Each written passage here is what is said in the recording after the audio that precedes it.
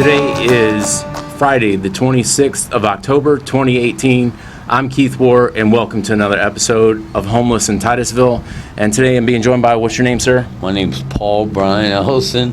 How do you spell your last name? Ellison. Okay.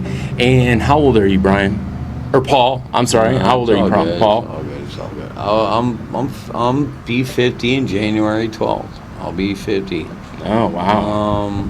So tell me a little bit about you, like how you grew up. Were your parents married? Were they divorced? All right. Mom and dad from Alabama. Okay. Dad went to college. Mom went to college. For what kind of work did they do? Dad was an engineer. He wanted to become space guy, with this space going. He worked in the space industry. Yeah, my dad, I'm a Cape brat, is more or less what they call me growing up. Went to Tropical Elementary, went to Jefferson, and then Marathon High School. I was born and raised in this neighborhood. Titusville's a little foreign to me. Okay. I was more or less a Marathon Cocoa brat. Titusville, dude, is my, I'm kind of going through it a little bit with my girl, so I have no idea where her house is at. Now, do you have brothers and sisters? Oh, yeah. I got two brothers. Two of them are still kicking. Okay. My sister's still kicking. My dad passed away 93. It still blows my mind. And how about your mom? Mom's still going, man. Mom's still living? Yeah. Where does Mom live? She's selling her house right now to buy the property in Alabama because my uncle, he's selling it and he only wants $180,000. It's 40 acres, got like 5 houses. I got a picture of it on my phone. Wow, it's pretty cool. Wow. But it's got like 5 houses on it, and that's eventually where I'm going to retire, hopefully, one day. Okay. So how long have you been homeless? Well, just tell me how long you've been homeless right now. 3 or 4 days. I just got out of rehab. You just got out of rehab. And where did you go to rehab at? Recovery House in Sanford. Okay. And what was that? Was that a state run? Was that a faith-based thing? Like, what was that? It's a non-profit, faith-based facility.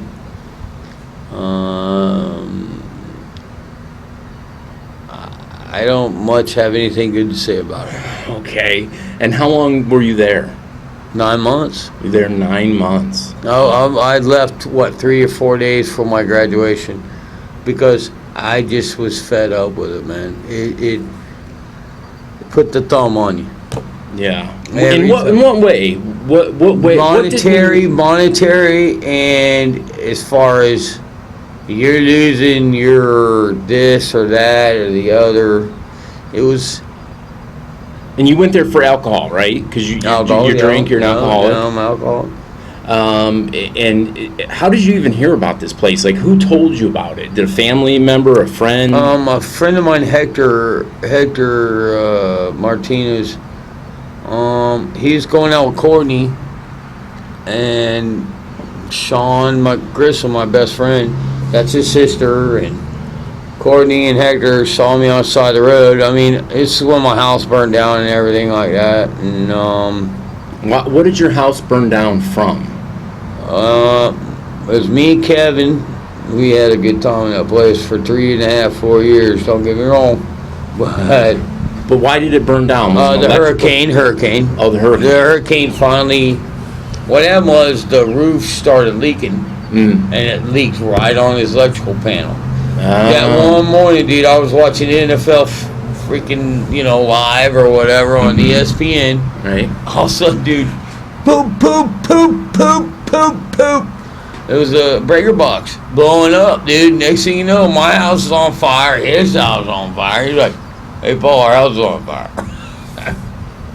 So your house is on fire. You're an alcoholic, and you had nowhere to go. So you went to rehab from there? Yep.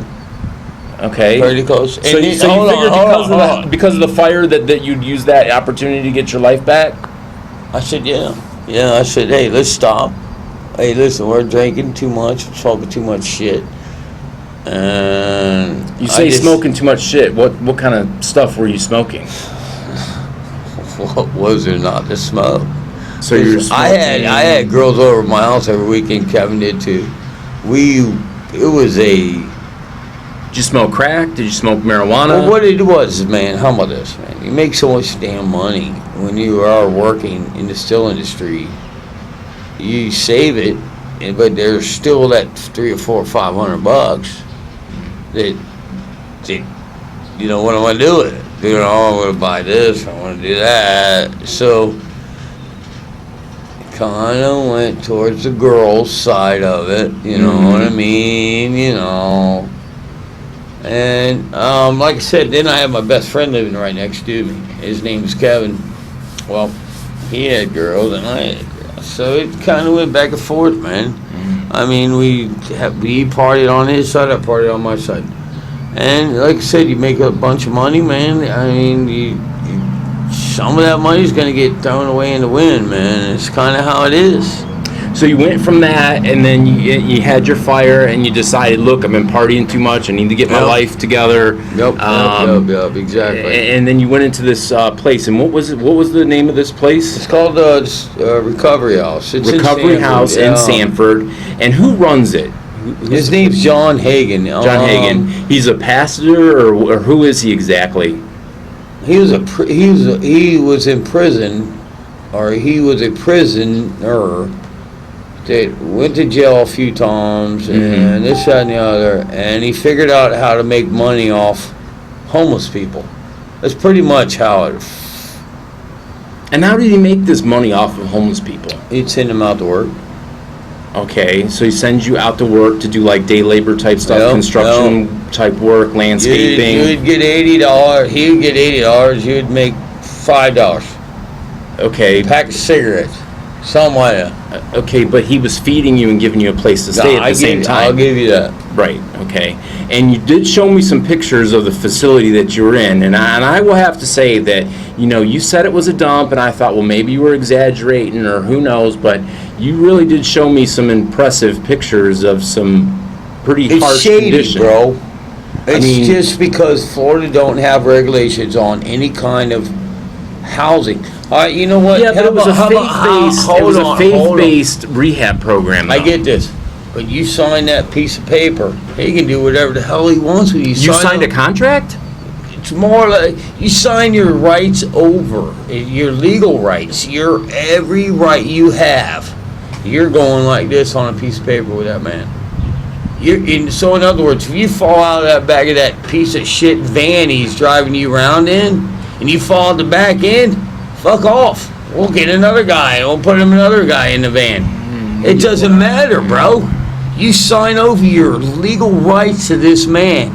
So if you fall, like I said, fall out of the back of the van, let's sweep him off to the side, send him to the hospital. Let's get another guy in here. Hey, we're a recovery program. Yeah, come on in. Hey, let me make my $80 off. Now, you got to think about this. That trailer I was fixing up, which I was showing you on the phone. You get stuff 14 to 16 people in there. You make $150 a week off each person in that place. How much money does that add up to? $100,800 a year. Tell me there's not a money thing going. Come on, man. Right, but was his heart in the right place? Like, his heart's in the right place. What I'm saying is, did he start out with his heart in the right place? How are you gonna stuff 14 people in a double wide trailer? And the heart's in the right place. I agree, but I'm saying he might have started out with his heart in the right place. Did he have counselors for you to talk to? Nope. So what was involved in the program? Just work? There were no meetings? You didn't have any meetings? I've talked to Ed, and I talked to a guy named Russ maybe 5 times. Me, you, a model, 5 times. In 9 months? So there was no kind of like counseling or what counseling? You're going to AA. You go to an AA class. So he had you go to an AA meeting. That's counseling. That's his idea of counseling. Damn. The biggest sham in the whole wide world and the most unbelievable money laundering scheme I've ever been through, bro. I'm not stupid, But I know when you're breaking someone's ass every day just to be sober and to come eat leftovers from freaking Disney World and then freaking kiss your ass.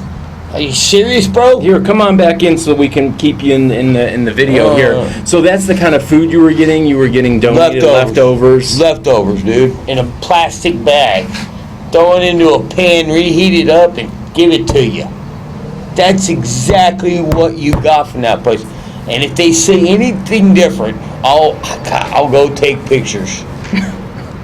Well, like I said, you did show me some impressive pictures. I will admit, and I hope you'll send them to me, and I can put them in the video so that people can see. Sanford newspaper.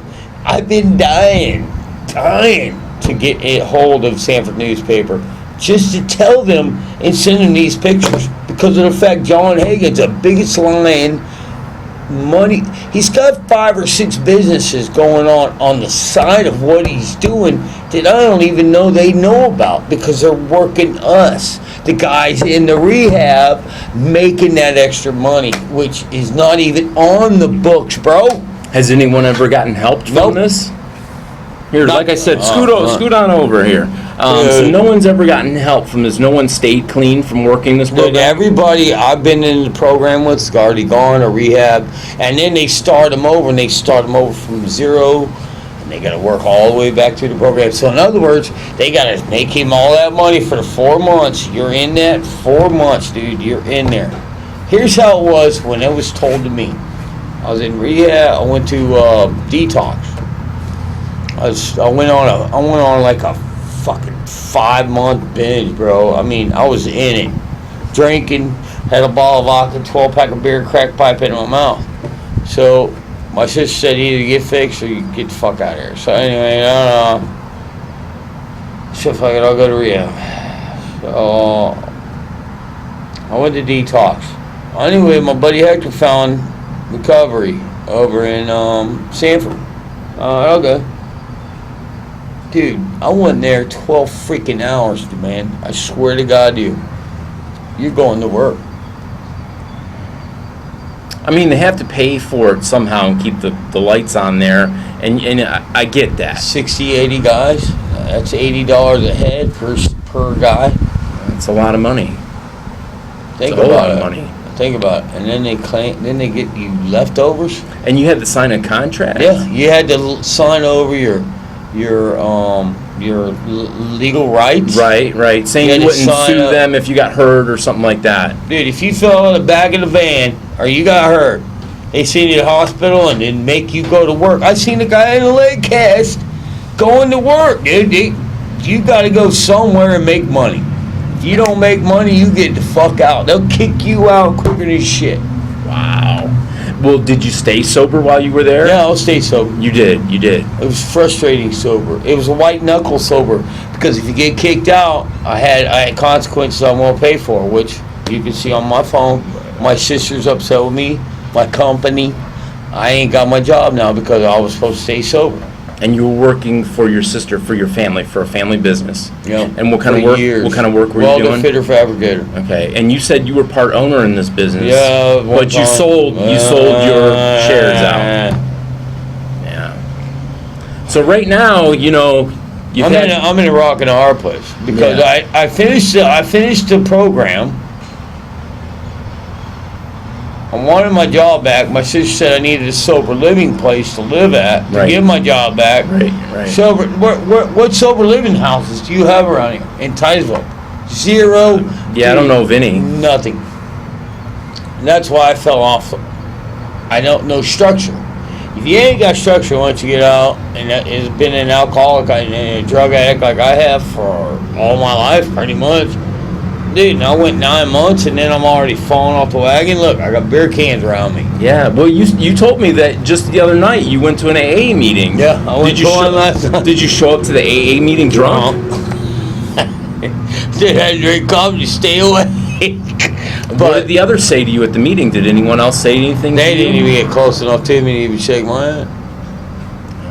They didn't even shake my hand. Well, if you're not going to be sober and respect the program, then why show up?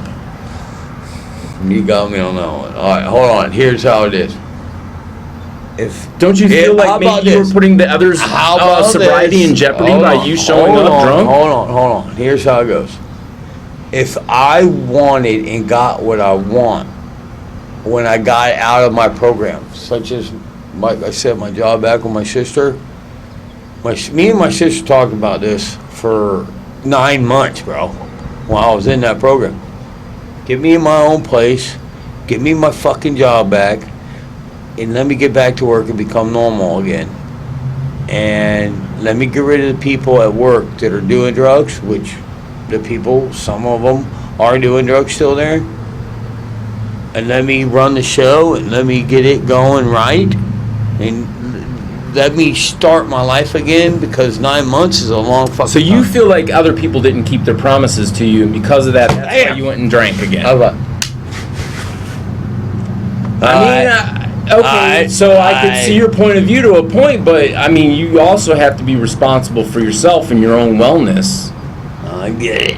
You know, I mean, you made a choice to drink. I totally get it. Even if they didn't choose to give you what they promised. But I fought so hard for 9 months to do this, bro. I mean, dude, I've had access. But you don't think something else in life would have came up and you would have just used that as an excuse to drink? I mean, you're using this as an excuse to drink, but you don't think that, my mom died, so I have to get a drink, or I got in a car. Do you get what I'm saying? Like, there's one excuse after another. There's always a reason to drink.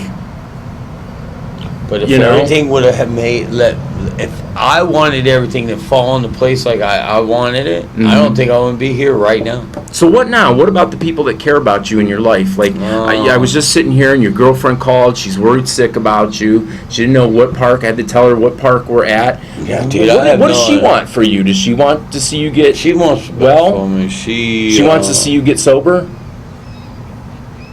She don't want to see me like this. Because she knows what I've been through. Man. Does she have children? Do you guys live together? She has a kid named Landon. Does he live with her? Yeah. So you would be around this kid drinking. No, basically. I would. If you lived there, if you lived with her, you'd be around him. I'd hide it. He wouldn't know. You say that people often say they can hide it, no one will know, but people always know. I know. You ain't fooling anybody. I would try and hide it. You try to hide it. Yeah.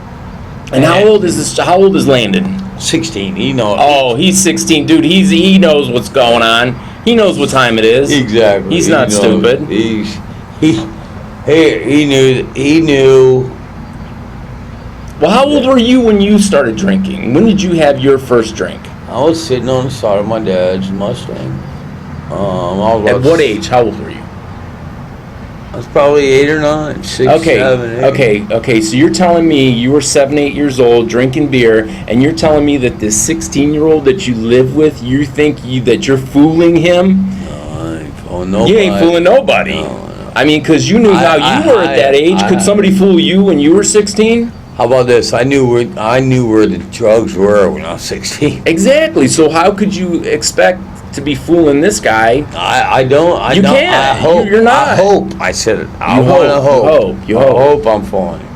Okay, so how about your girlfriend? Does she have any terms or conditions of you living with her? Does she say you can live with her if you're sober? Or hold on. Oh no. There's my sister. Does she want you to go into a rehab? Your girlfriend? How dare you? After what you pulled, really? You need to go back to circles, crack kills. I didn't even smoke crack. I fucking only drank. She's sad for me. I'm praying for you. You wouldn't give me my job back. Look, don't blame me for your weaknesses. That's kind of what you're doing, though. I told you. I mean, she's not lying. Get you back. I go back and I'm really mad. Bad choice after all you done. I think you're a really good guy. I mean, I like you. You have a likable personality, and I can't imagine, like, if I like you like this, you must be 10 times a better guy if you're sober. Yeah, I'm awesome. There's me when I'm working. Well, no, I sent her this. Look, this is. Right, this is not even a couple. In this text hold on. Your this is only a couple days ago. In this, I've been thinking about Amy got me covered as far as That goes, sweetheart. I got a ride. Everything that I've been trying to call on. Right, she's trying to be honest with you. No, and this tell is you, me. I'm telling her. I got everything. I got my ducks in a row. I got Pat. I already signed up for a place. As soon as this place comes open, I mean, there's a couple things I got to handle the next 3 weeks to a month. I'm going to be all right. Right down the road, because I was fixing to rent a place from. Okay, listen. I mean, more or less. But now What, you're in- more but or now less, you're in when this I was telling her situation- not 3 days ago. Okay. I got this. But you're And in look this at me. situation again, so now what? What are you going to do now? Like, what's the plan now?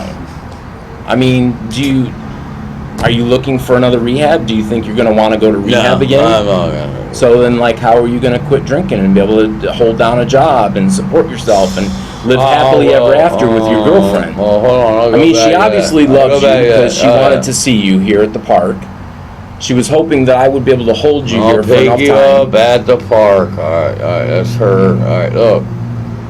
Water fitter fabricator right now, dude. So let's talk about some other things. How about have you ever been arrested? Have you ever done time in jail I or did prison? 4 DUIs. You had 4 DUIs. No, I had 2 DUIs. 2 DUIs. I just went to court just to get all that shit fixed. How long ago? 2 weeks ago.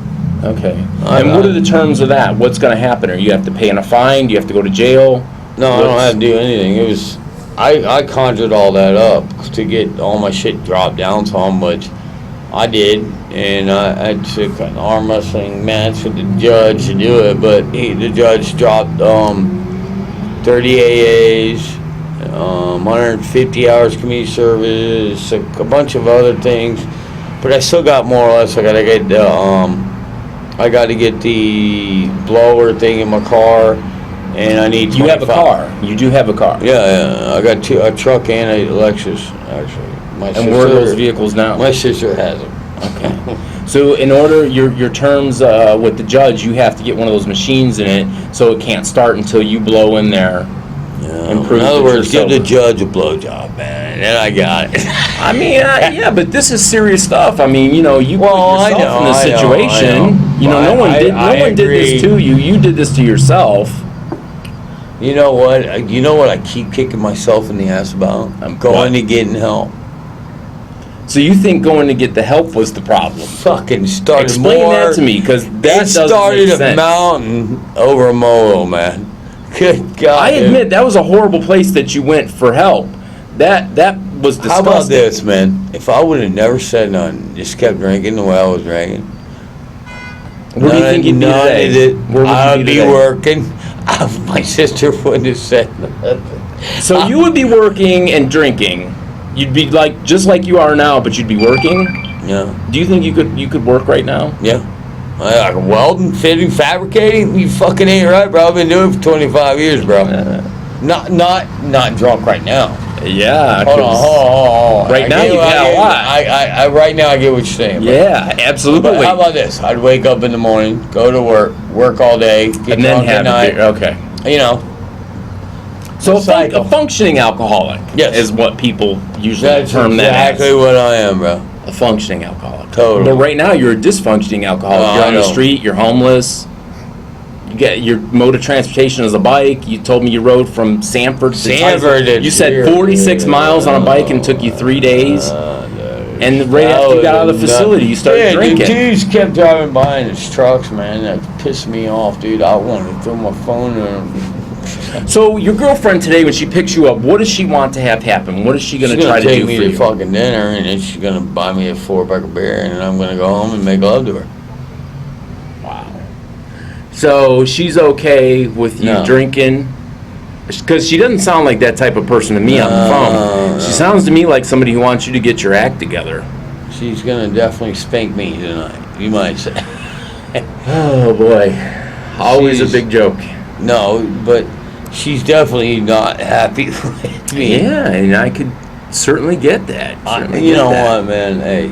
You know what? You've brought a lot out on me, because usually in my interviews, I just ask the questions. I don't make any judgments. I don't really put anything into, any kind of argument. But like something about you, because I think you're a good guy. I think you're worth The effort, I think you'd be a 10 times better guy if you got sober and got your life together. I agree with you. Yeah. Just give me a damn chance. Give me work, man. Give me back to what I was doing. But part of it is you too. You have to participate in your own recovery. Ah, geez, my sister. Well, listen, we're going to end. Do you want to hear this conversation? We're going to end this. Do you want to hear this conversation with Go my ahead, sister? answer the. We're going to. Oh, I do you have. really want I to do hear have this? to tell her that we're recording this call. No, you don't. I do by law. I give you permission to hear it. Okay. What's her I'm name? calling her name's Ann McCall. Ann Minor Ann Minor Cottle. Okay. Hey, you guys have never been here. Hey, Ann? Ann? Hey, my name's Keith War, and I'm a journalist, and I'm here with your brother Paul right now. Can you hear me? And anyways, this phone call right now is on a video. Are you okay with that? Are you okay with continuing to speak to your brother while this phone call is being recorded? Why are you recording that? Because I'm a journalist. I have a show called Homeless in Titusville, and I'm talking to your brother about his homelessness and his situation with being drunk and drinking and getting his life back together. And his girlfriend called a little bit ago, and she's very concerned about his sobriety and his safety and a number of things. And it's just something that I do, that I talk to people and ask them about how and why they're homeless. And so right now we're in the middle of doing a video, and I would like your permission, the conversation you have with your brother, to be able to use this as far as to help him realize what he's doing and where his life is going. Are you okay with that? Because I think he's a really good guy. And I think he just, I know there's a lot of people that love him a lot from what he's saying and showing me text messages that, they really want him to get his life back together and for him to quit drinking and to become sober again. Yes, this is true. So, because he seems like a really good guy, and I told him he must be 10 times a better guy, if he were sober. But he was telling me that basically he blames losing his sobriety on things like not getting his job back and so on and so forth. And I told him that, those are excuses that he's using to justify the choices that he's making. Exactly. Well said. And look and listen. You wouldn't be where you're at if it weren't for my fucking back, you asshole. Let's finish this. Okay, so his sister just called and had a conversation, and I don't have her permission to put the phone call in the video, so I apologize to you guys. She's a business owner, and she's afraid about that. Business. That woman wouldn't have that business if it weren't for me. Yeah. I don't give a shit what she says. Did you hear her denying that one? No. I busted my ass for that company for 13 fucking years. She could. I know, but now with, the way things are going, you could possibly ruin that. She fucked me out of that goddamn contract, dude. I don't want to talk about it. Hey. All right, well, look, we're going to wrap up the video, but I appreciate you talking to me and giving me your side of things. And I appreciate you guys watching, and we'll see you next time.